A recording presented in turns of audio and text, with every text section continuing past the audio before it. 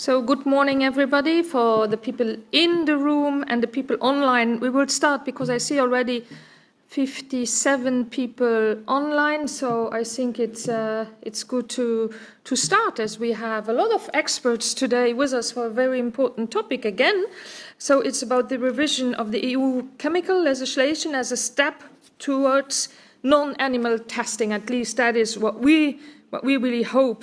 So that is what we are going to discuss today. In 2020, the Commission adopted its chemical strategy for sustainability, which aims to deliver a high level of protection of health and environment, and as a step towards Europe's zero pollution ambition. So this strategy also aims to reduce the dependency on animal testing and understands the importance of innovation to deliver its objectives.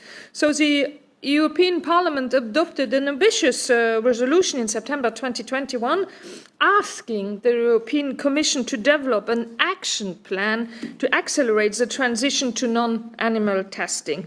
In August this year, the European Citizen Initiative Safe Cruelty-Free Cosmetics collected over 1.4 million signatures. So this is the second ECI on this issue that has passed more than 1 million signature mark, showing that the EU citizens continue to express their discontentment towards what they consider insufficient actions to end animal testing.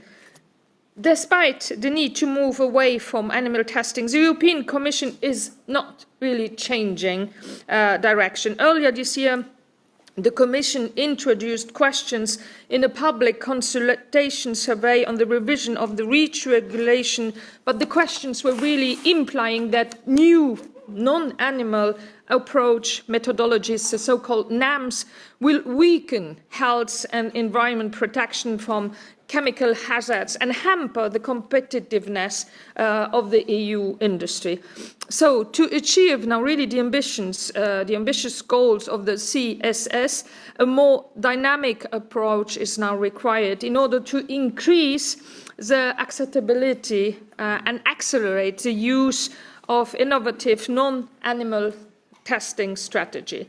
This meeting brings together views from the Commission Joint Research Centre, industry, academia and EU agencies to explore how the upcoming legislative revisions can really deliver a milestone on the transition to non-animal testing approaches in regulatory toxicology. So we are joined today by Dr. Elisabeth Berggren.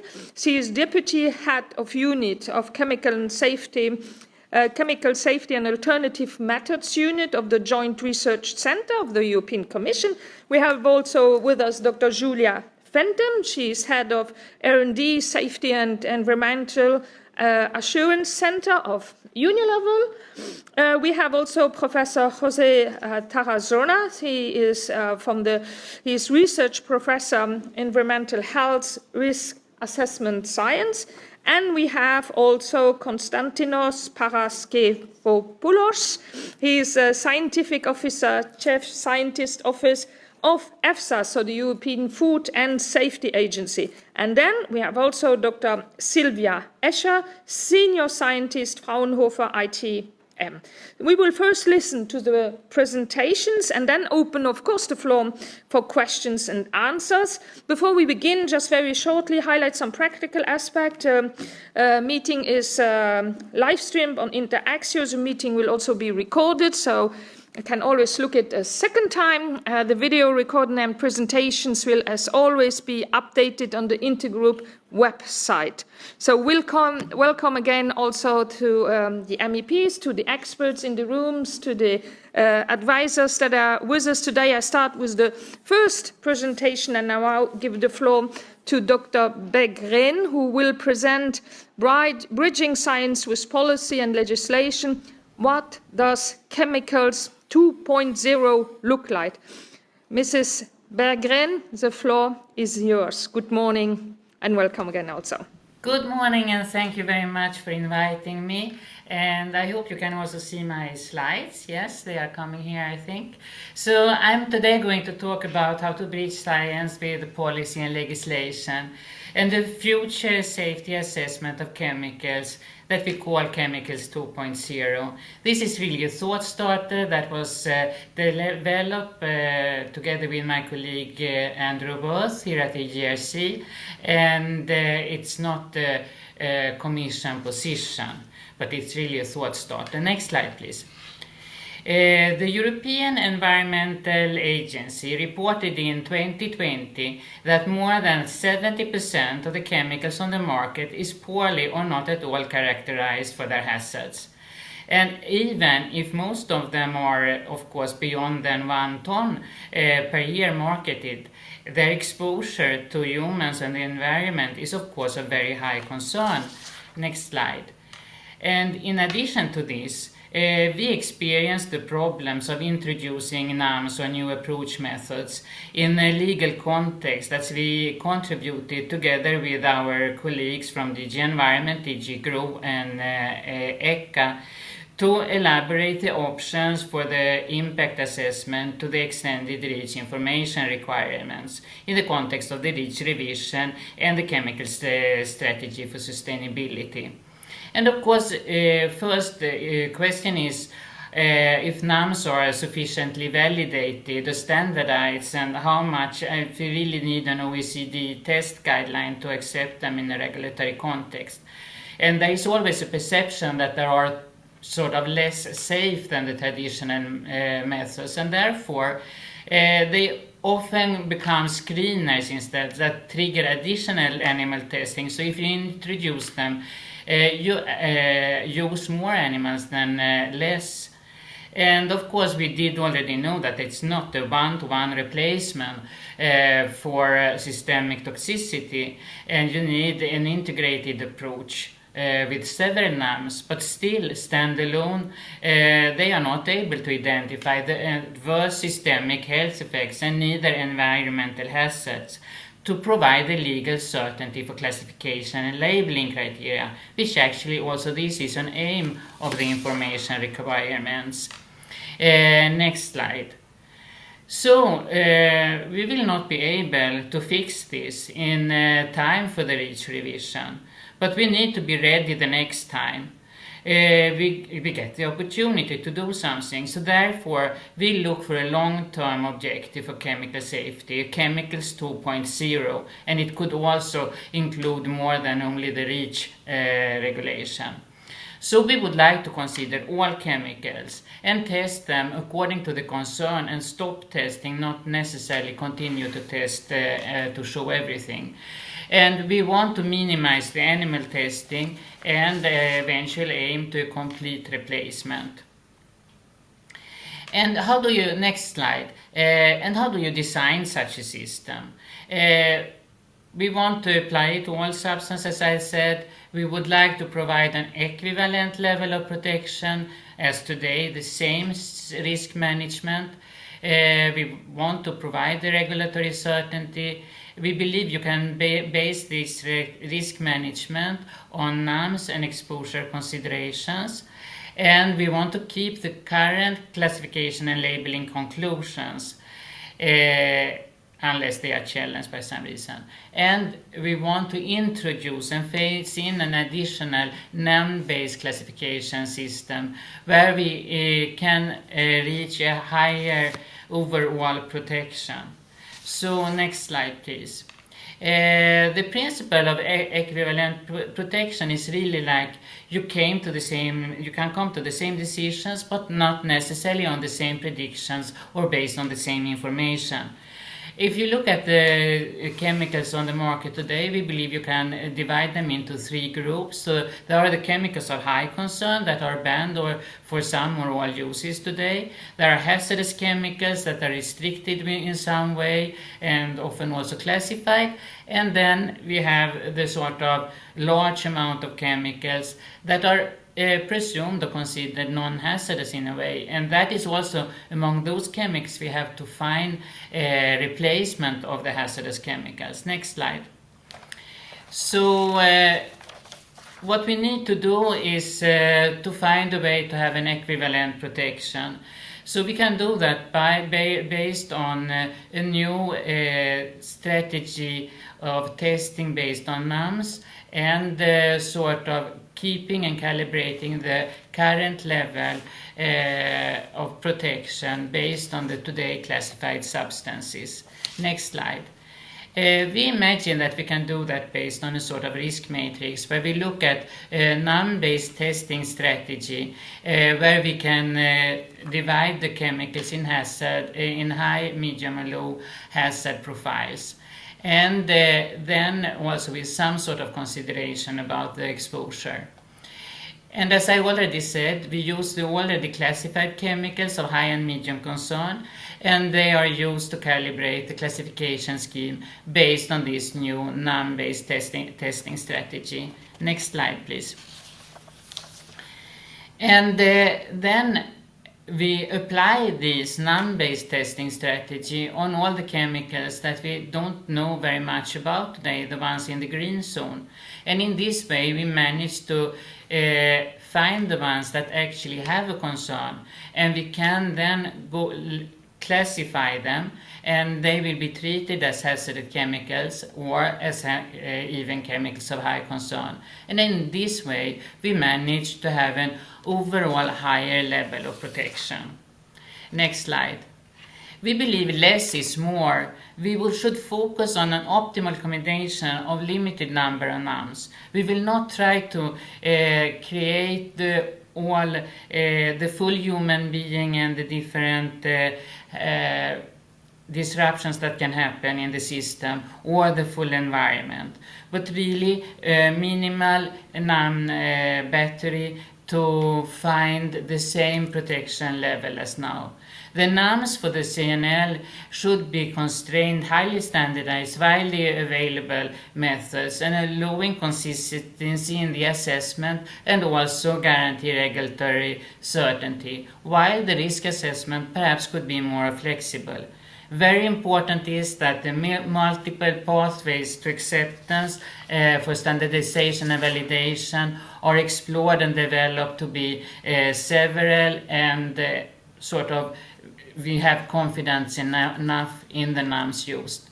Next slide. So the rules and responsibilities in this system can also be discussed. But first, next slide.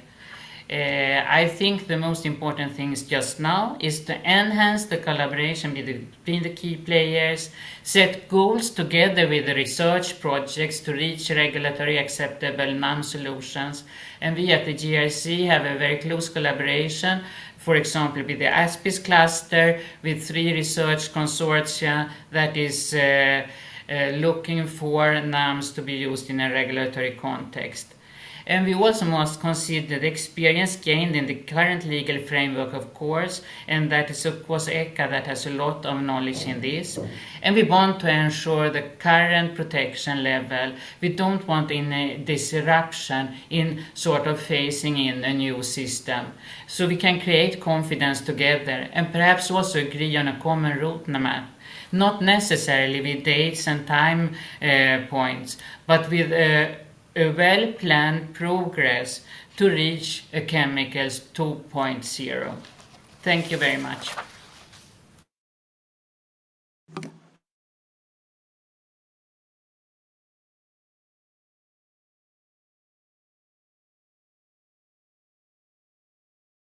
Today, so I will now give the floor to Dr. Julia Fenton, who will present Safer Chemicals, a regulatory use of modern animal-free safety science. So, Mrs. Fenton is from Unilever. The floor is yours. Thank you, and thank you for the invitation to join everybody here this morning. Just to say that I am accountable for the safety of Unilever's products and ingredients and have been for the past 15 years. And those products cost cosmetics, household products and foods. Over the past 15 years, we have totally transformed the methods and data that we use to decide on the safety of those products. And that has been a transition from relying on traditional animal data to actually using modern science and technology and different types of data to make those safety assessments. We fully support the ambitions of the EU Chemical Strategy for Sustainability and the need to improve the safety and environmental sustainability of chemicals, and also to strengthen the protection of human health and the environment. But we don't believe that that will be achieved by more animal testing under REACH and the CLP regulations. Next chart, please. So for the past 2 years, we have been advocating quite strongly and publicly to promote regulatory change and call for a paradigm shift in the way we assess chemical safety in the EU. As Tilly Metz MP just said, the consumers of our products don't want animal testing. They don't want animal testing of cosmetics, they don't want animal testing of household products. And so we believe it's important to respond to those 3/4 of our EU citizens who are saying that in the surveys that have been conducted recently. So we have collaborated with the European Animal Protection NGOs on the recent European Citizens Initiative. And one of the aims of that actually is the key one for us, which is the transformation of the chemical regulations to avoid new animal testing. Next chart, please. The scientific developments in the past 20 years, really since we sequenced the human genome, that was completed in 2003, meant that we now have modern safety science capability and tools. And this difference between where we are in terms of doing safety science, where we're being able to generate information on biological mechanisms, versus where we're anchored in chemicals regulations, which are relying on outdated and unreliable animal data, is one of those big gaps that we have to address and accelerate how we close that as we revise the REACH and CLP regulations. Our scientific collaborations, particularly with the US Environmental Protection Agency research toxicologists since 2015, have enabled us to be at the leading edge of that transition from animal-based safety assessments to so-called next-generation risk assessment. And that risk assessment is based on advances in human biology, in vitro models, and computational approaches. Next chart, please. What, importantly, we're not trying to do with next-generation risk assessment is to predict animal test results. Over the past 3 years or so, we've developed, evaluated, and published several frameworks that cover key areas of safety decisions, from systemic exposure to skin allergy to reproductive and developmental toxicity, and case studies that show how these are applied. And many other case studies now. There must be over 100 case studies if you look across what comes out of the EU research programs, SURAT, EU Tox Risk, if you look at what's coming out of OECD activities, the US EPA, Health Canada. They're all building confidence in the application of the new science and technology, the non-animal approaches for safety decision making. Next chart, please. I want to address this myth that animal data is a gold standard. There's work now coming out on repeat dose toxicity from a big meta-analysis that the US Environmental Protection Agency have conducted. First of all, when we, as a practicing toxicologist, when we interpret animal data, we apply safety factors, we apply uncertainty factors to the data when you actually observe effects in the organs of the animals. And sometimes those safety factors are a times 10 times 10 for the interspecies differences and interindividual differences, but they can be as much as 1,000 or 10,000. So essentially you've got data to which you're applying uncertainty factors. Next chart, please. When you start to look across large thousands of chemicals and hundreds and hundreds of animal studies for repeat dose, so studies that have been conducted in rats and rabbits, and the dosing will have been 28 days or 90 days. And what you start to see coming out is this huge variability in the animal data, sometimes between 33 and 88%, and that's just about the ability of one animal test with one chemical to reproduce the data with another animal test with that chemical. And so the EPA have positioned this as to what the benchmark is for the non-animal approaches to meet in terms of to be considered to give an equivalent level of protection of the animal studies. But I do think we've got to grasp what's come out of a review by some leading Dutch researchers recently, which is if we're not careful, we are actually undermining the safety of chemicals because of that reliance on animal data. So very much we can do a better job using the suite of advanced tools that we have got. Next chart, please. And then I just want to draw a contrast between what we've been doing in the area of safety evaluation of cosmetics ingredients now for over 13 years, when the March 2009 deadline came in place in terms of the actual testing, versus what we're trying now to do in terms of take some of those learnings into the chemicals area. The approaches that we use for cosmetics ingredients are applicable for assessing the safety of chemicals under REACH and for CLP. And what you're starting to see now is various frameworks being published, which are a bit similar to the type of approach that Dr. Berggren just presented, actually, which shows how you can start to transition from the animal data to the non-animal data. Next chart, please. So just a few thoughts in terms of the discussions that are ongoing around an EU roadmap. First of all, I don't think we're very good in the EU around actually documenting how we ensure that animal testing is a last resort. It's written there in Article 25 of REACH, has been there for 15 years, but we're not upholding that. We cannot all say, hand on heart, that quite often the default isn't to ask companies to do animal studies without actually asking companies to consider how they have actually used non-animal approaches first. So I think we need to actually establish some open dialogue and transparent scientific evaluation of NAM strategies for particular chemicals, ideally chemical groups. And we do need some sort of independent committee that sort of helps bridge that gap between companies who are using NAMs and those who are responsible in governments for the public health protection element. And I do think that using the adaptation to technical progress route that is available under Annex 11 is something that we should look to strengthen under the REACH revision.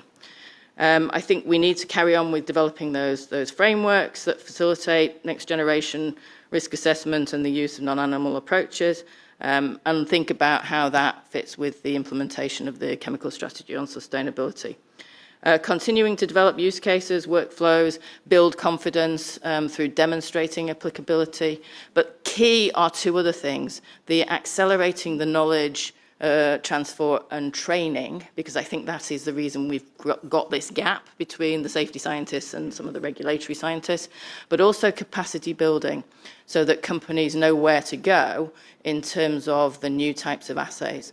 So that's a whole commercial opportunity for the assay providers. I resisted the policy option for a while in the cosmetic space around an animal testing ban, but I do think that policy options can stimulate faster progress. We could call for an immediate pause on any animal testing of existing cosmetics ingredients. We thought we had that. ECHA are now requesting new data, but that could be an area where we go, let's at least use NAMs in that space, in line with the SECS notes of guidance. And we could, where we're thinking about needing to generate information on polymers, think about how we definitely do that, starting with animal testing-free strategies. Final chart from me is just thinking about the real opportunities of the chemical strategy for sustainability. And a great report, long report, but a great report from the JRC on safe and sustainable by design chemicals and materials that has integrated NAMs and a strategic approach within that report. And I do think that we probably need to start to think about how do we define the next steps around the CSS and work back then to the REACH revisions and then to the CLP revisions. Because at the moment, we're trying to do a half a job in terms of some incremental changes on the regulations without necessarily probably having the time to properly think through how we integrate safe and sustainable by design with the use of the non-animal approaches. Thank you. Thank you very much, Ms. Fenton, Dr. Fenton, for your presentation and very important information, and also pointing out steps and solutions, and also the work of the GAC, which is from the European Commission. So it's not that nothing is done there. The third presentation, I will now give the floor to Professor José Tarazona, who will give us now an academic view on alternative methods for next generation chemical risk assessment. Please, the floor is yours, Professor Tarazona. Thank you. Thank you very much. Thank you for to the intergroup and particularly to the chair for inviting me to represent the academic perspective in this very interesting discussion. Next slide, please. I will start on what is the problem now from the scientific perspective. And the main element is that more than 80% of current toxicological research is based on alternative approaches, mostly in vitro, omics. Those are what scientists are doing today.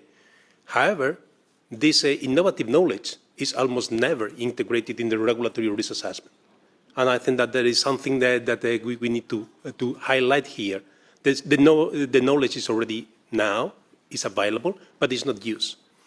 And I will highlight one exception with this for genotoxicity. And the main element for genotoxicity, it has been revised, the paradigm has been revised, and now we have a path that has been consolidated based on first what available information is there, and then a clear indication that in vitro is the first and in vivo testing should be only the very last option. And this is already done and it's based on mechanistic information. And I think that this is a clear message because that may be the way to highlight the use of non-animal testing. Next slide, please. This is the current situation. Why? In my personal view, is because we are still using a paradigm that was developed in the midst of the last century, around the 1950s. And basically is based on a general assessment. What we need is to have standard methods that are the same, or basically only standard methods based on animals, already incorporated in the legal requirements through these 70 years. And the final idea is to fix one number, one value, that is based on these animal studies and the uncertainty factor that were indicated before, as a guidance value, for example, the acceptable daily intake. However, what toxicology is doing now is something very different. It's based on human organisms, omics, organs chip in chemical analysis, adverse outcome pathways. So basically, it's not possible to connect. You cannot use petrol to have to run an electric car. And the key element for today is that what we have the capacity now is to identify the mechanisms, to understand how the chemical interact with the different biological systems. This information was not available when the paradigm was developed. Next slide, please. There is also a second element that is mentioned almost everywhere, lack of experience and guidance. And that's true, simply because we have 70 years of experience and legal certainty on the use of standard methods, legal information requirements in the different legislations, agreed methodology, and I will say also very important, train risk assessors and also train risk managers to use this old paradigm. And we have not that situation for the new mechanistic information and mechanistic models that current toxicology is developing. There is a lack of guidance, but this lack of guidance blocks the use. And because we have not use, we have no experience. But you cannot develop a guidance without the experience. So basically, it's a vicious circle. We are not using this because there is no guidance, but we cannot develop guidance because we are not using this. And there is a second element that was also mentioned before. We have a high innovation. It will be impossible to apply traditional method for the standardization. Basically, if you have a standardization process that takes 5 to 10 years, after 5 years, it's no longer a new method. It's already old-fashioned because of the level of innovation of toxicology today. Next slide, please. How we can do this? There are two options. what we call the evolution of the paradigm of the revolution of the paradigm. The evolution of the paradigm is to put something together to transfer the petrol into electricity, and then we can move the electric car. We still have we still use the old paradigm, but we include alternative methods there. But there is a second option. If the car is electric, why do we need to use petrol? We can use many other sources of energy that I think that are much better for the environment and for human health, instead of doing that. Basically, is to think out of the box. Do we really need to fix one value as an ADI, or we want to assess the safety of the chemicals for humans as well as for the environment? And again, we have the example of genotoxicity. Why genotoxicity is so advanced? Simply because it's not part of this one value. It's a different assessment based on mechanistic information. Next slide, please. Do we move into evolution or revolution? I will suggest both. In the regulatory assessment, we can obviously start with the evolution already now. We use existing information, and for example, we can already use new in vitro methods and read across to support or to challenge the guidance value. So we are still in the old paradigm, but at least we use the information that is available on the mechanisms of action of the chemicals. And obviously, we can move to the revolution, just thinking out of the box. Is this hypothesis-driven next generation risk assessment? We look to the chemicals, we see what are the drivers for the hazard. We see how the chemical is used, so we can define what are the drivers for the exposure, including which groups of the population or which part of the environment will be mostly exposed. And we can combine this instead of having different assessments into drivers for the risk. And there are several options. I have just put an example that was presented jointly by the FDA and EFSA to the EFSA One Health Conference. So we have the examples there, but still not implemented in practice. Next slide. So what are the challenges, but also what are the solutions? Yes, we have a lack of standard methods, but that was also available. We were able to assess safety before the standardization of the methods. How? We have a co-design between toxicologists and ecotoxicologists, between with the risk assessors, to define the testing strategy. Which information is needed for assessing the safety of this particular chemical? Obviously, we need to provide certainty to industry applications, but REACH and many legislation under EFSA have this presumption advice. So this can be used to give this confidence for the use of NAMs avoiding animal testing. We need to develop a new approach for validation. Standardization taking 5-10 years is not feasible, but we have quality assurance and qualifications to complement the standardization process. The question, and the key question, is to use mechanistic information. And this mechanistic information is essential because it can connect the risk assessment with real health impact. And finally, the lack of guidance can be solved through openness, consultation, and a transparent reporting of all the risk assessment in the regulatory context. Next slide. So my final slide, what you as legislator can do, obviously our personal suggestions are for you to decide, but maybe you can start with clarifying the expectations. Animal studies should be the very last option. But today, in the regulatory context, are still the starting point. Everything started with the animal studies. That should be changed. And there are several options that can be already implemented without modification in the legislation. There are, for example, testing proposals, both under REACH and for most EFSA assessment under the new transparency regulation that modify the general food law. And it should be clarified to the agencies in the guidance and very clearly to the applicants that it should not just to avoid the duplications. It should be feasible to request the inclusion of NAMs-based alternatives in addition to the standard methods. So the agencies will be able to facilitate the use and to say, yes, with this information can be generated without using animals. There is also the possibility to, and I will say that is the key element, request the use of current science.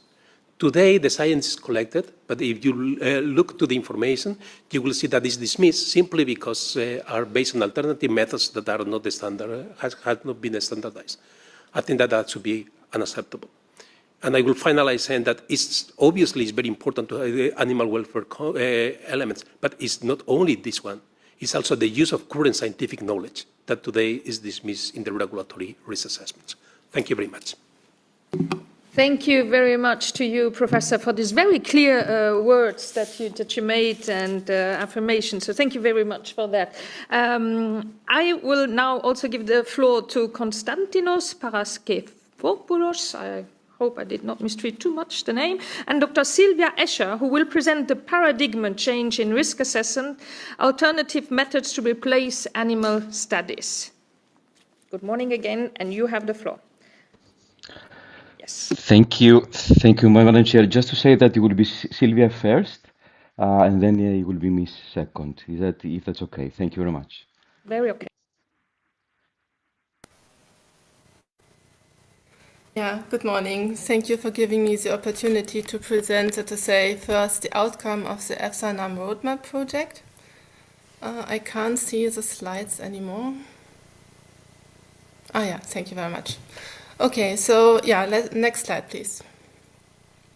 So here we see the human risk assessment. So safety is clearly our mission, and here we see also the present and future. And here today we speak about the future. So we like to replace animal testing as much as possible by new approach methods. And new approach methods come with a lot of promises because we like to integrate better mechanistic evidence from these non-animal based approaches for hazard and exposure assessment. By this, we hope that we will be able to better understand the mechanisms that lead to toxic effects in humans.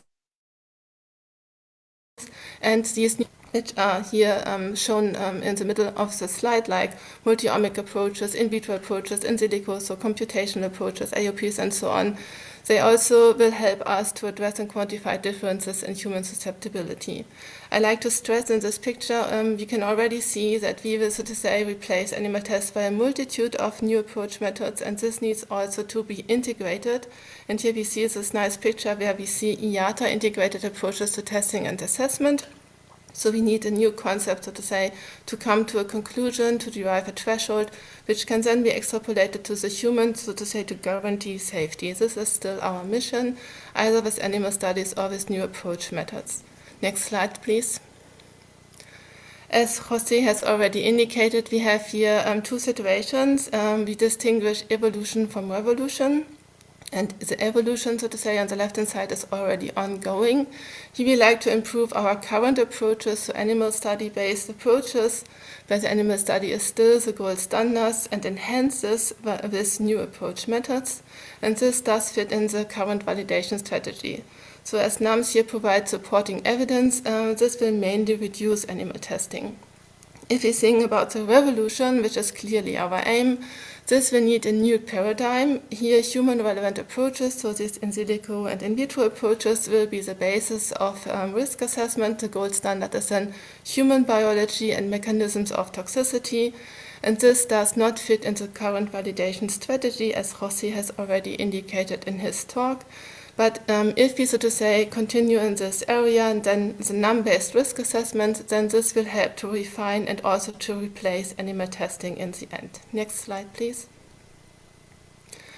I like to give you an overview about the outcome of the EFSA-NAM roadmap project, and here we analyzed in very much detail the data and knowledge gaps that we at the moment see in next generation risk assessment, where we want to, so to say, promote and move forward to NAM-based risk assessment. And we also had a very deep look into the challenges and blockers, so which type of activities at the moment hinder us to implement these NAMs into risk assessment. We also consolidated this in the workshop with experts. And you can see on the right-hand side that based on this activity, we propose now 7 research activities which needs further scientific improvement. And for each of these 7 research activities, we propose 3 to 4 research actions. I hope you can't hear the dog barking in the background. No, but it's okay. He's agreeing. I think it's okay. Okay, yeah, thank you. I'm here on holiday, so yeah. But next slide, please. Okay, here we see the 7 prioritized areas requiring further scientific development. On the left-hand side, you see areas where we want to, so to say, improve the NAMs that we have today. So here we think about AOPs and AOP networks. That's a bit technical. We also think about physiological-based kinetic models. We think about the area of exposome. We also see some, not the slide before, please. We also have identified data knowledge gaps with regard to advanced cell culture systems and organ-on-chip approaches and susceptible human population. Given the fact that we will be able to improve the situation in these 5 areas, we then also need a new concept for data integration, because we have to handle completely new data. We are not talking about animals and neurals at the moment, but we are talking about cellular-based assays. And this will also go hand in hand with new concept for risk assessment. So these are the 2 other areas which need further improvement. Next slide, please. These are then the 3 to 4 actions that we propose. We will not go through this in detail because we can't read it anyhow. Next slide, please. Another aspect that we highlighted in the EFSA-NUM roadmap is that we also have to gain more confidence. Also, Julia already indicated that there are a lot of case studies that have been developed in the past. Still, we have, so to say, no yet a consensus how to apply these new approach methods in human risk assessment. And we think that the collaboration in case studies, for example, is an excellent way to validate these approaches. We call this in situ validation, and we see that regulators or regulatory agencies like EFSA could have a proactive role in this activity. So we distinguish 2 different phases here: knowledge development, where EFSA, so to say, can, together with all the other scientists, you see this on the left-hand side here, is the multidisciplinary approach, develops a NUM-based risk assessment, and then we go to knowledge implementation, first probably within EFSA and cross-sectional within EFSA, but also then reaching out to the other European agencies, and here we named ECHA, OECD, JRC, and others, so to say, to develop a consensus how to apply these new approach methods in human risk assessment, and this will then promote also their implementation into daily risk assessment. Next slide, please. Here we see an example, and probably it's a bit too technical, but it illustrates, so to say, how this new approach method-based risk assessment might look like. On the left-hand side, you see an AOP. All these little boxes here can be tested ideally by in vitro or in silico approaches, so NUM-based approaches, to predict or infer the adverse outcome. And here we said in the NUM EFSA roadmap that regulatory relevant and sufficient number of AOPs and AOP networks with sufficient quality, so to say, are requested to really integrate these things into human risk assessment. Once we have tested or characterized our hazard using this mechanistic evidence, then we need to extrapolate these new data, the thresholds that we get in the cellular assays, to the human situation. We do this, what we see here on the right-hand side, with PBK models. This is a kind of in silico approach which break down the human organism into different compartments. It helps us, so to say, to estimate the equivalent threshold in the human organism. And at the moment, it's very often parameterized with in vivo data, but there are already ongoing activities to use in vivo Excuse data. me, could you speak just a little bit slower? I think it's not so easy for our interpreters. Oh, sorry. Yeah, sorry. Thank you. Okay, I will slow down, but I think I have only 6 minutes. So on the right-hand side, we have the AOPs that we use for hazard characterization. On the right-hand side, we have the PBPK model that helps us to estimate the human threshold. And in the middle, we have the IATA, the integration of all these data into risk assessment. And this integration of different data types leads to the question and also to our current knowledge gap. So we at the moment are not completely sure, are we safe enough if we, so to say, base our risk assessment purely on new approach methods? And even more importantly, what is our remaining uncertainty? And we have heard already from Julia that also we have a lot of uncertainty in the in vivo animal studies. So to say, we have to balance what is the outcome of our NUM-based approaches compared to what we usually handle in human risk assessment already. Next slide, please. So this is already my last slide, and then I will hand over to Kostas. So in this EFSA-NUM roadmap, we already said that we are in this area of evolution, and we are moving forward to revolution, to really NUM-based risk assessment.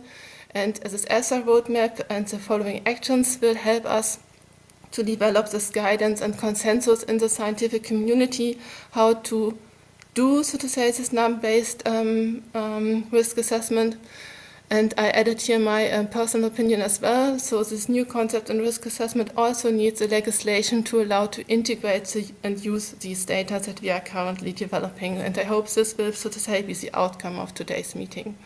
And now I will hand over to Kostas, and you will, so to say, tell us the next actions that were, so to say, the result of this EFSA NAM roadmap. Thank you very much, Dr. Escher. And we go over to Konstantinos.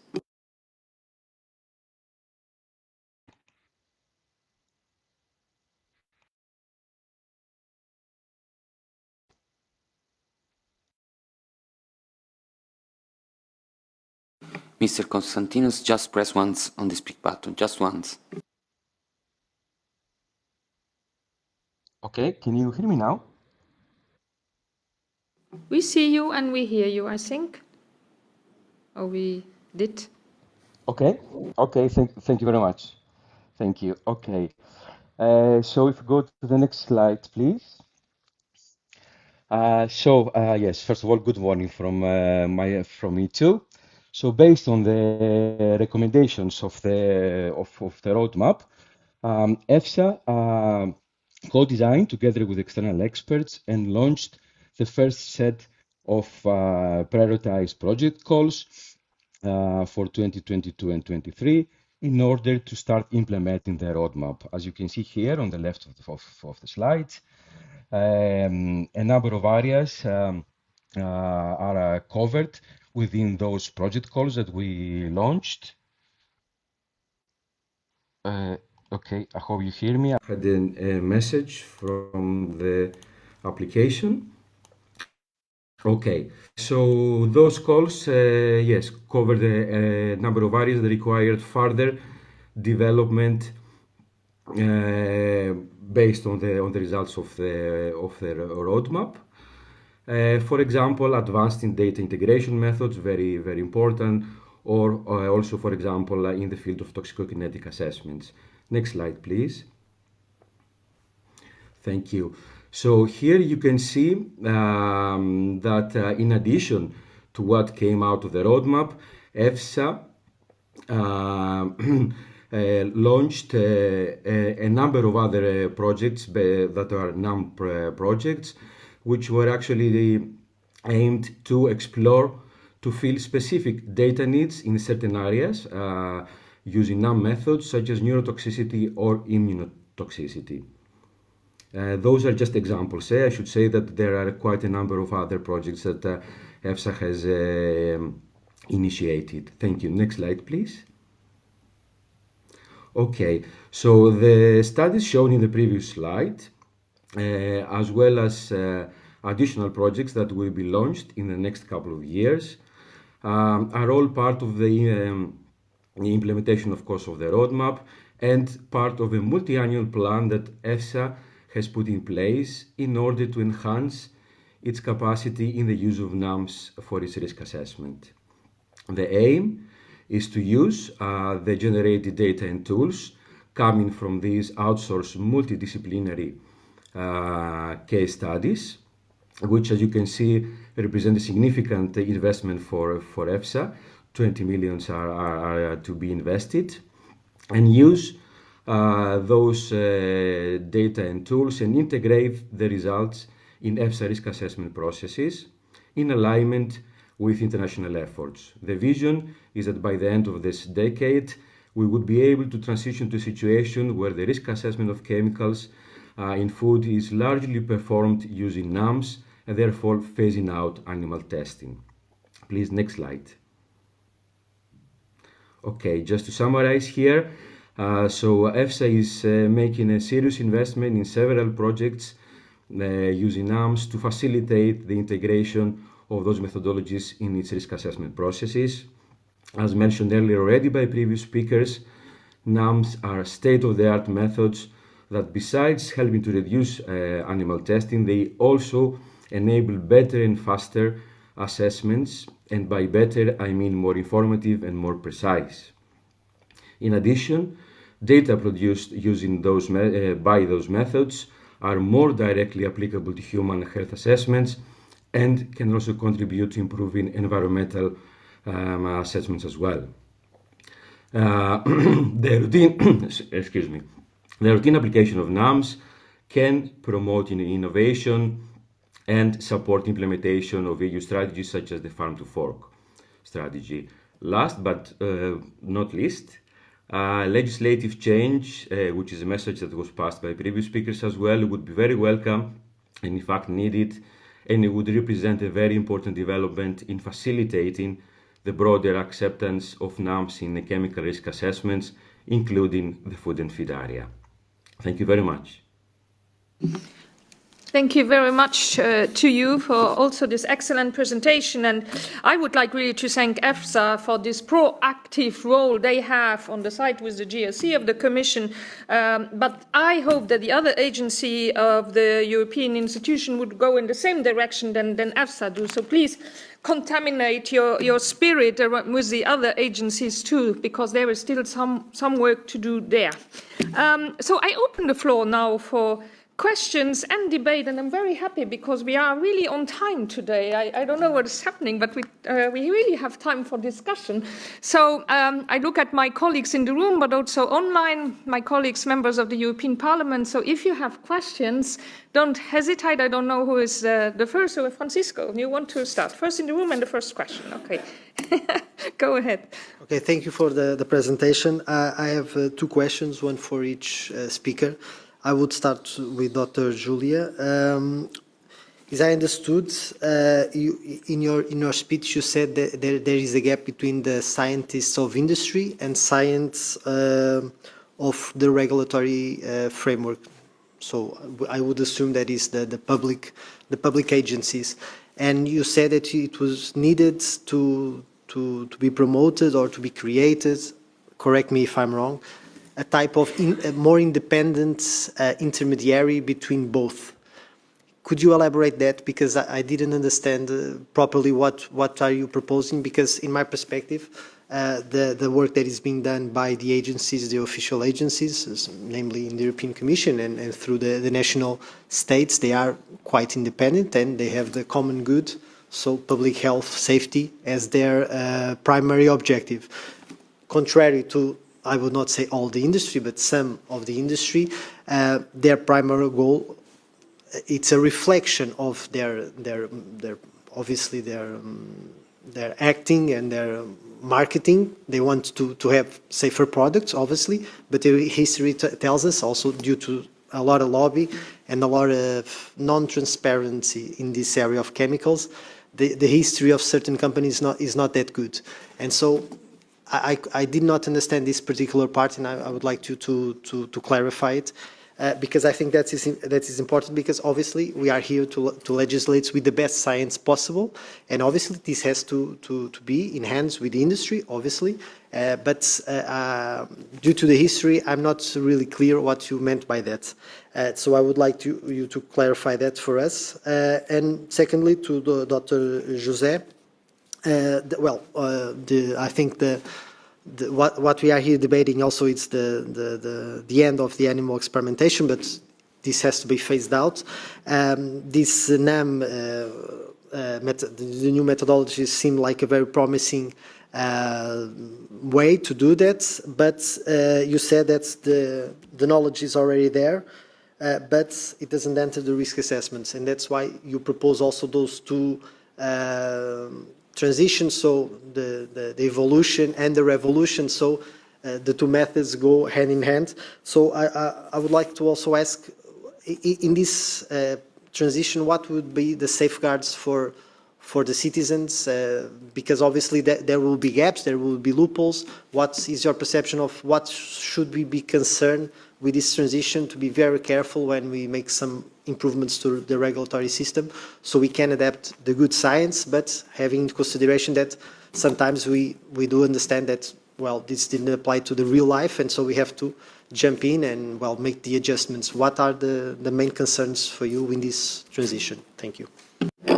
Thank you very much, Francisco, and I give immediately the floor to Julia. Okay. Thank you.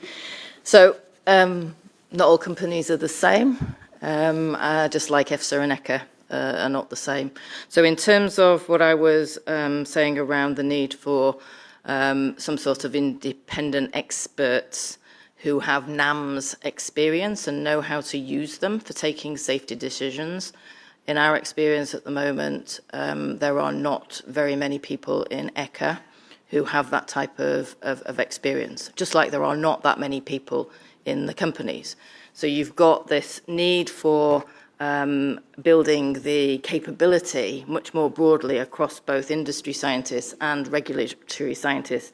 And I think, you know, the difference between EFSA and ECHA for a company, so Unilever obviously produces foods and is subject to EFSA requirements where we do a structured weight of evidence around an ingredient and you use the right data and you have discussions where necessary with the agency, versus what happens in an ECHA context where it's all about generating data to fill boxes in a very structured type of way.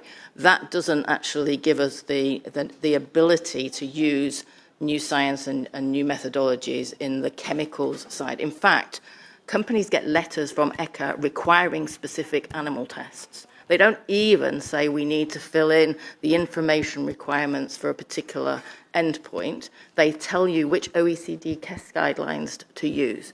So that, from our perspective, is no way to uphold animal testing as a last resort, and no way to actually allow the scientists within companies to think quite creatively in terms of what the best data are for the best safety decisions which actually protect public health. Jose, please.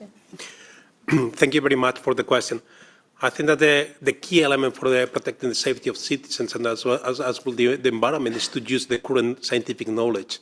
So during this transition, we can already use the information that is available. We have the feeling that the level of protection of the old paradigm is good. And in general, I will say that, yes, the European citizens have a very high level of protection regarding chemicals, but that is not perfect at all.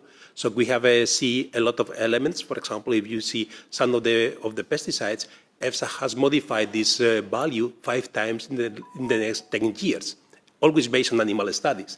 And one of the revolutions for the modification of some of the values were in vitro methods. So we have that situation as well. 2 of the examples that have been presented by EFSA, the pesticide, the tebufenpirat, the assessment of based on animal studies is that it was not neurotoxic. But when you enter into the mode of action, you see that has the potential for neurotoxicity, and that is the case study that they are there. For PFAS, the assessment of animal studies was that there are no concerns for immunotoxicity. And when you look to human studies, you see problems in the vaccination of people, and there are epidemiological studies that are suggesting that. So the question is that, yes, we have a high level of protection using animals. It's not perfect, can be already improved. And the question is to use this information. There is a huge amount of animal testing already, and you can do a lot of read across. So the question is not to say, do not use animal testing. The question is not to generate new animal data. Just use what is available, but also use new science. And by this modification, but always asking what information is there also in vitro and omics, what are the drivers for the hazard of this chemical, and then compare, are these properly covered by the available animal studies? Yes, asking the agencies to include that question in the assessment will already improve a lot the safety assessment in the regulatory context. And it's not generating more information on animals, not at all. It's just using the information that is available. And in the evolution of the paradigm through the new paradigm, you can always consider that if you have good mechanistic information from the chemical itself, and that can be provided now, you will always give a much better level of protection for humans. That they are just using animal studies that were developed based on the science 70 years ago. Thank you. Thank you very much for pointing out again that we need this paradigm shift, that we see that animal testing gives not the safety that we can have with the NAMs. So we have really to think the other way around. After all the information on animal testing that we have, what can now the NAMs bring more for the safety than what all the information that we have already? So thank you very much for pointing out again this paradigm shift need. I have a question. Petras is the next on my list, please. Thank you. Thank you, Chair. Petras Ostrevicius, I'm from Lithuania, elected member of European Parliament's Renew Europe group. I thank you all speakers who made us indeed well aware of very comprehensive information and very science-based. You know, politicians are like translators, I mean, of your language to the voters. I mean, we have to speak a common language, I mean, with our voters. I mean, in a more simplistic and clear way, the ordinary people understand. So let me to ask probably two questions in this regard. I understood that there is an approach already now, I mean, a kind of the animal-free testing strategy, but how it looks time-wise? I mean, when we are coming to this point when, for example, our industries and laboratories will be free of animals to be used for testing. And secondly, I think it's not just Europeans who are facing this challenge. Americans and Japanese and more developed countries are having the same problem. How this phenomena looks like on the side, for example, US or Japan, I mean, and how much we have this data exchange, which I understood is so important for, you know, having this basis or real data, is going on between us and, let's say, our partners, friends, and like-minded people and scientists over the oceans or over the continents. Thank you. Yes, who wants to reply first? I will also, of course, give the floor to the experts online if they want. But first, if one of you two, Julia, please. So I think timelines have tried to be set. The Dutch tried a 2025, the US EPA tried a 2035. I think the approach actually that Professor Tarazona was advocating suggests that we actually haven't got a, you haven't got a timeline whereby you can say there would be no animal testing. But actually, if we could have a policy initiative that starts to actually have people using the NAMs first and having a tiered effect where you actually then only as a very last resort do animal testing, then we should over the next 5 years, I think, be able to put that in place if there's the policy and the will behind it. And then on the outside of the EU, Unilever worked with the US EPA since 2015 because they invested in a strategy in 2007, toxicity testing in the 21st century, and they put the investment and the various work plans behind that, and they built the team, which is now a 400 scientist strong team in North Carolina, and they are leading the way. But then Health Canada, which has a small team of 10, have tapped into a lot of what's been going on in other countries, and they likewise have come up with their own regulatory approach, which actually integrates NAMs.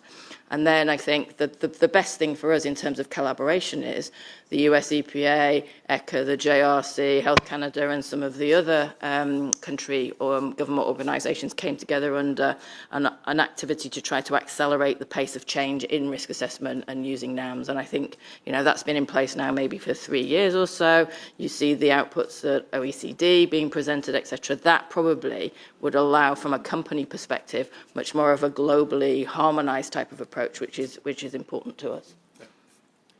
So, in fact, I can complement the activity started in 2016 already, set in some cases. So now there are several case studies that are conducted by the agencies all over the world with annual meetings.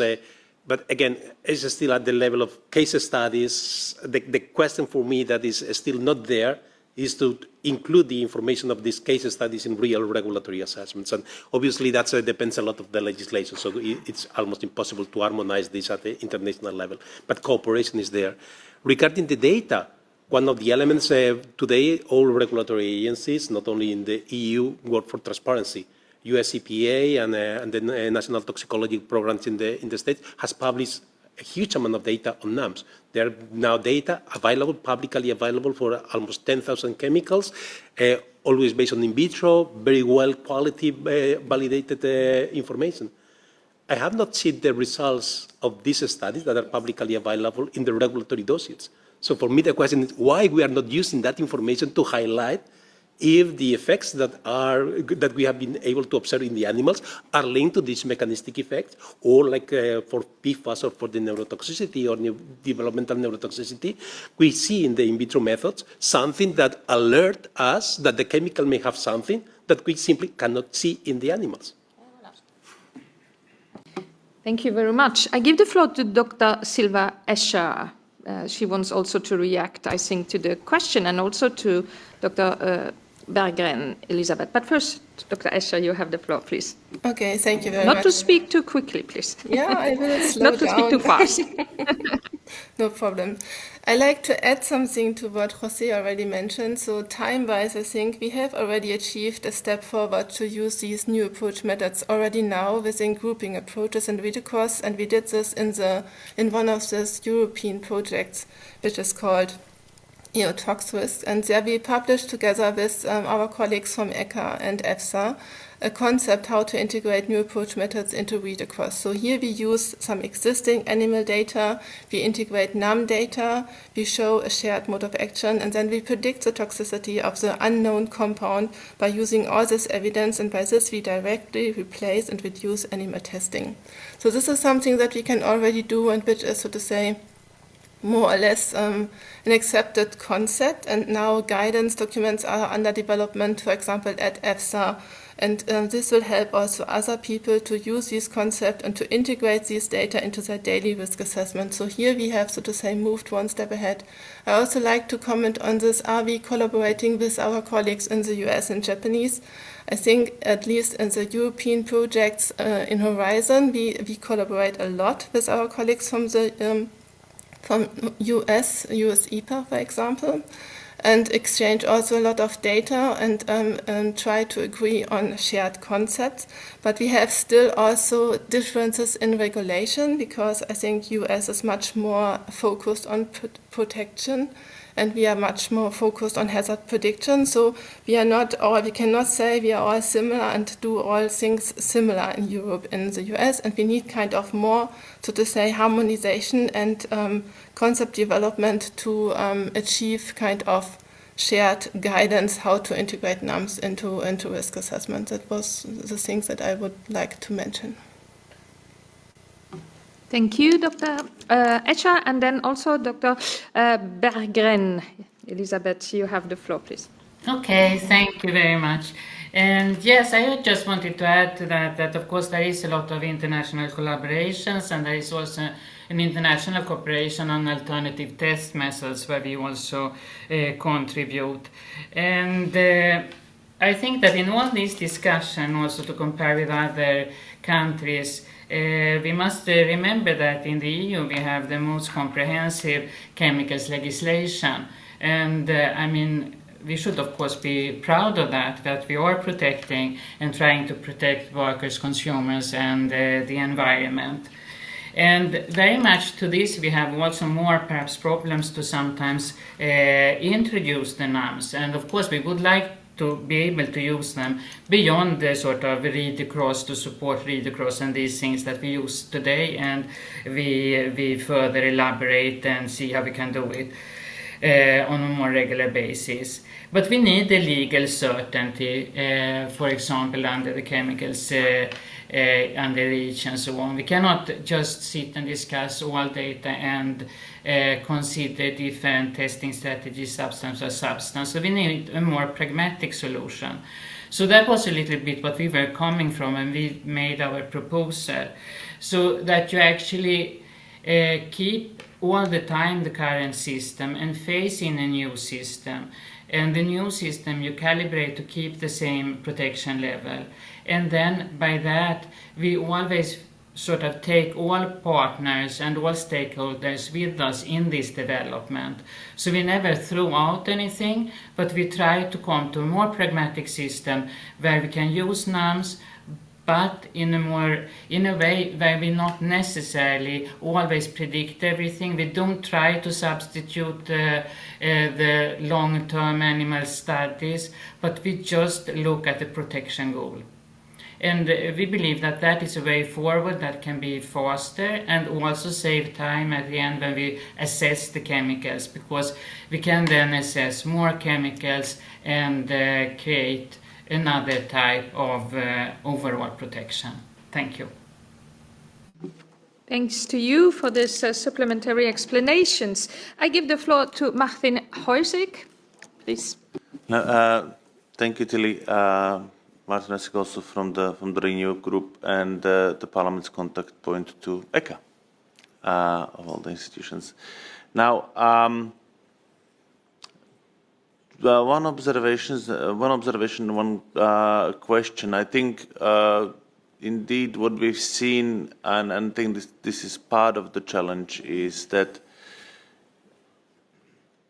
gradually we are tightening the rules for a number of the chemicals. It's not only the BPA that the EFSA proposed, 100 times more maximum allowable daily intake, which I think is a massive step and shows how inadequate it was before.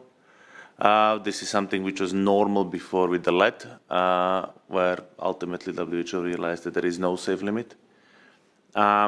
And that brings me to the second thing, and which is linked to the whole concept. And this discussion for me was rather important. Also, a bit of questioning if we are on the right path, because there is a lot of talk about risk assessment.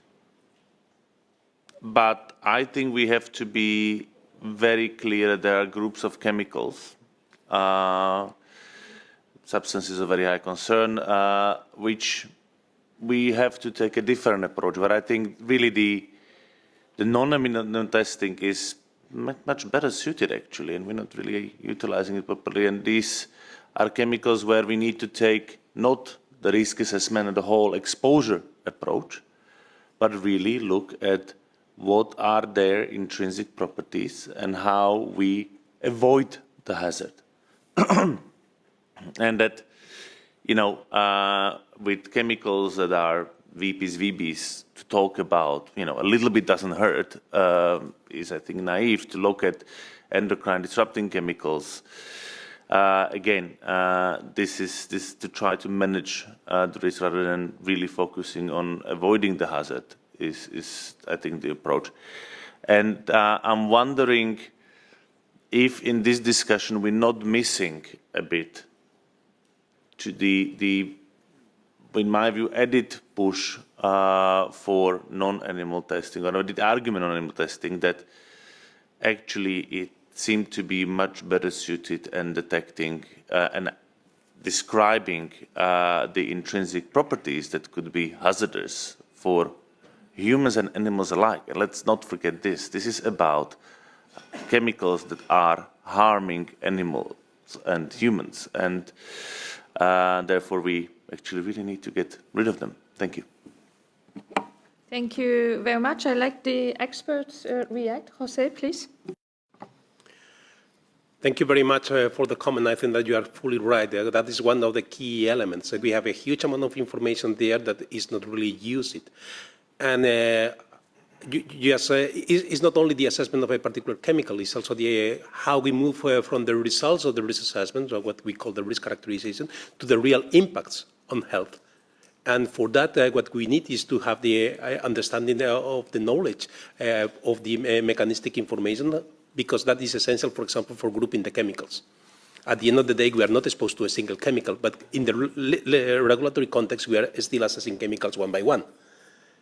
And I think that is essential. And I fully agree with Elizabeth that what we have in the EU is the best legislation that we have regarding chemicals when we compare with other areas of the world, other jurisdictions. But we are collecting that information, but we are not moving the next step. And the next step is using that information in order to really protect humans and protect the environment. That is essential. And this is something that requires indication of what is the mode of action, what is the mechanism of action. And only in vitro data can provide, or new approaches can provide this kind of information. So for me, one of the key elements is that we are generating the information, we are doing the risk assessment, and we stop there. We should try to move ahead and use the outcome of the risk assessment in order to do the protection, not only chemical by chemical, but for all the exposure of chemicals, and also to identify susceptible populations. And then you can implement the risk mitigation measures there. Absolutely. Thank you very much. And I give the floor immediately to Madame Annika Brunner. And excuse, I did not see you raise your hand, but you did. So sorry, you have the floor immediately, but apparently you have raised your hand at the very beginning. Tilly. Sorry for that. Merci Tilly, merci Madame la Présidente et merci aux intervenants pour leurs exposés. Thank you very much to the speakers for their presentations. I just want to touch on 2 points. I think animal testing is extremely cruel. I think animals are kept in very negative conditions and they suffer from this painful testing all of their lives. So I think it's a hugely important subject. I think it's very important we have the political will and legal measures to tackle this. The LBT laboratory in Germany, these problems came to light thanks to whistleblowers, so I thank them very much for shedding light on this scandal. I wonder if these same practices are now continuing. If that is the case, it is truly atrocious and scandalous. So I think it is very much time for us to change system. So now coming on to my questions for the speakers. I think it's important that we have a proper scientific method based on the 3 R's. I unfortunately couldn't hear everything due to some issues with interpretation, but I would be interested to know with regards to genetic technologies such as CRISPR, and also issues relating to financing. I think in universities, animal testing is often used because of a lack of financing, because they're not able to use new technologies. And then finally, with regards to laboratories, there is a lot of inertia when it comes to regulation. They have to carry out animal testing to get market authorization.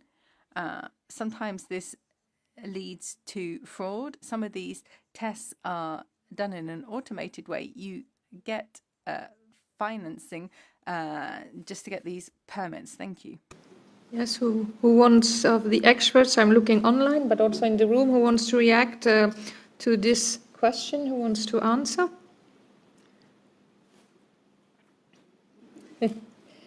Yeah, Jose can start, please.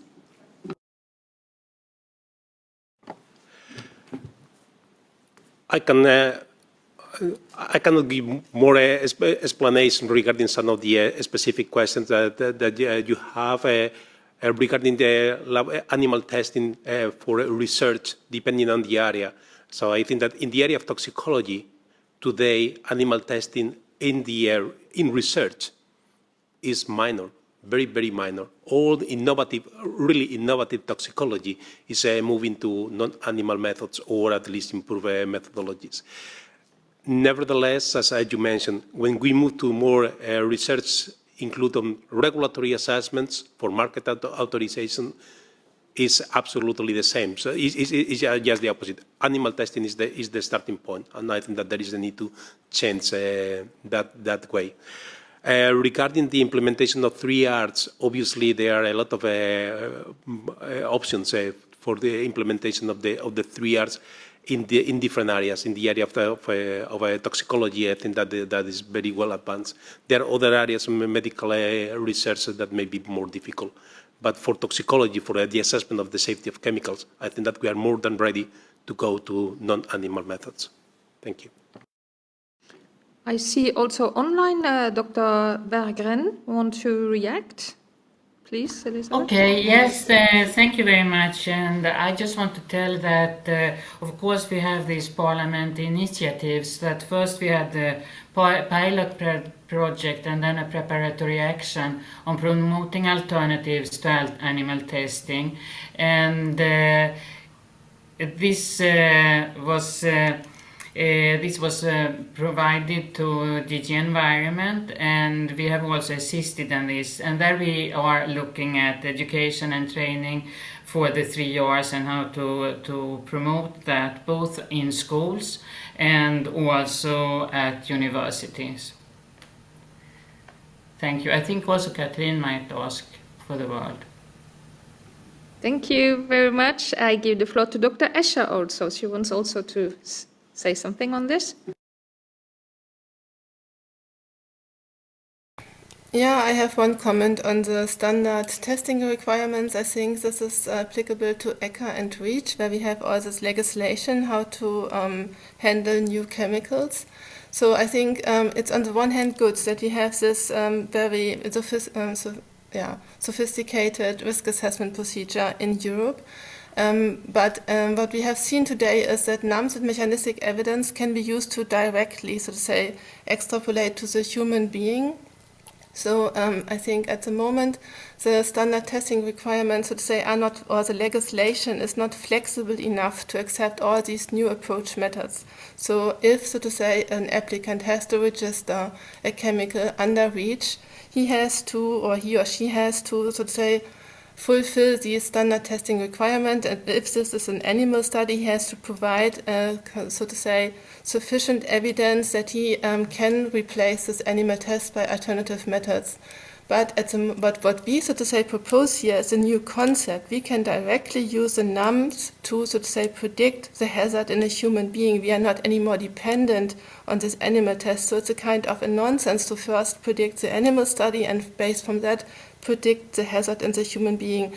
And therefore we need this paradigm change, and therefore we need also a change in legislation so that also people, and there are a lot of open toxicologists, very educated people, that they are not only open to implement these new methods, but they also have the chance to implement these new methods. I think this is something that we need to consider in this discussion.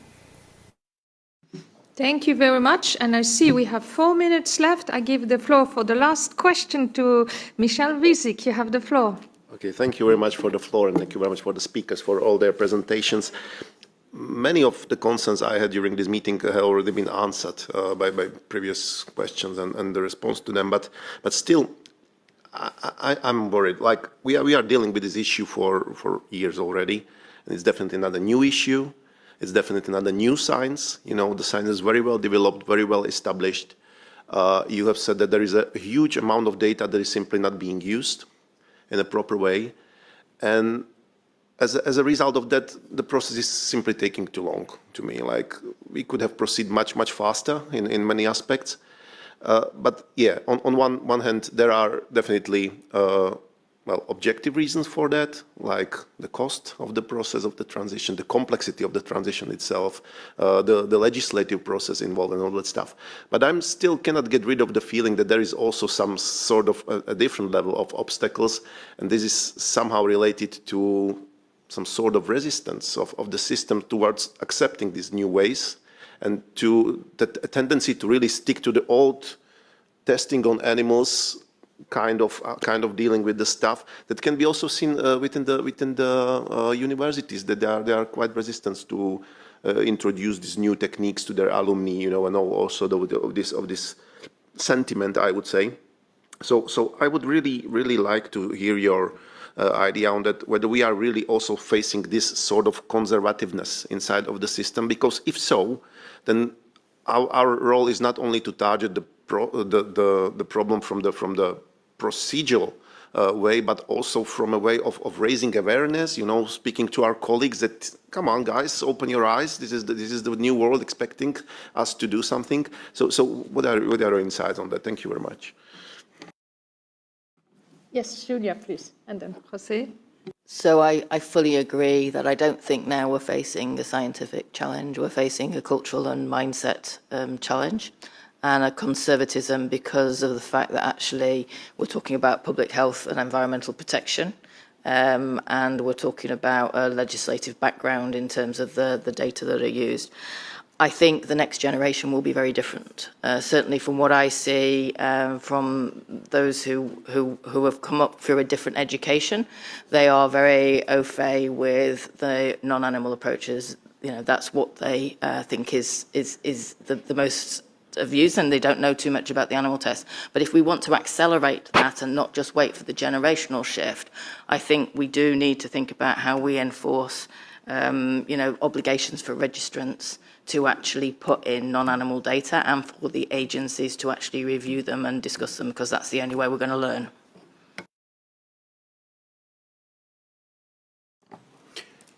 If you go to the publications, you see a lot of new testing. So I don't think that universities in general are resistant to the change. Simply, they are not interested in the regulatory context. This is something that I have never understood. So we have a public consultation by the agencies. You have a report saying, sorry, your study cannot be considered. And the authors are not claiming that, sorry, it's my results should be considered there. Basically, in all the public consultation, there is almost no implication at all of academic researchers, even when their studies are mentioned. It is something that I have tried to challenge in scientific societies for years, but with no facility. So maybe it's one element to alert that, yeah, you must be responsible also after the publication in a very good scientific journal to ensure that your assessment is also used in the regulatory context, and you have that possibility. ECHA, EFSA are conducting public consultations, so the possibility is there, but it's not used. Regarding resistance, what I see is resistant more in the risk assessment and also the interaction between risk assessors and risk managers. Because the change in the paradigm, you have not a single number, that needs that the decision making is different as well. And then you need to, and it's absolutely essential that the risk assessors know the needs of the risk managers and support that activity. And obviously, has been 70 years of just passing the way, and moving from that is not easy. But I think that is the only way. Thank you. Thank you very much. I don't see any other question, which is good because time is running out. To conclude, I will really thank all the speakers, all the experts for the informative and constructive discussion also that we had, also to the members of the Parliament. Thank you very much for your very good questions. So what we also heard this morning is that a growing number of hazardous chemicals are being found in human blood and body tissues which were detected by human biomonitoring studies, so by NAMs. We heard from all the speakers how NAMs, so the non-animal approaches to regulatory testing, can help us to tackle really the inefficiency of the current regulatory system. So this new assessment and this new approachment to safety assessment are shedding light really on the mechanism behind toxic events, which improves really the odds of identifying hazardous substances before they reach our bodies. And as said, the bodies of humans, but also of animals, and also in general of the environment. So the European Parliament will be asked now to examine the Commission's proposal for the revision of the classification, labelling, packaging of chemical substances, and also on the REACH regulations. So the Intergroup Animals in Science Working Group, which I share, will work to ensure that the proposal from the European Commission delivers really a legislative framework that facilitates the use of valid new approach methodologies. And I will also make a call because 3 members of this working group, Animal in Science, are now having national responsibilities. So if you want to join the working group Animals in Science, please don't hesitate so that we can work on that. Thanks again for being with us. And the next intergroup will take place in the 24th of November and will be concerning then invasive alien species. So I'm looking forward already now to seeing you there again. Have a very nice day and take care. And let's spread really the NAMs. And then there's a question, when will these recordings be online? The recording will be online tomorrow. Okay, so you can watch it again and again and send to your friends. It will be online tomorrow, yeah. Something important I forgot to say, we have also a training that we organized in November. I see also my colleague François Busquet, who is here, and we will be organizing a training on NAMS in November, open, of course, for the advisors, for the MEPs. The date we will send it out, but already now I think we are really in the full of preparing that and looking forward to see you there also on this training on NAMS that we organize. Thank you.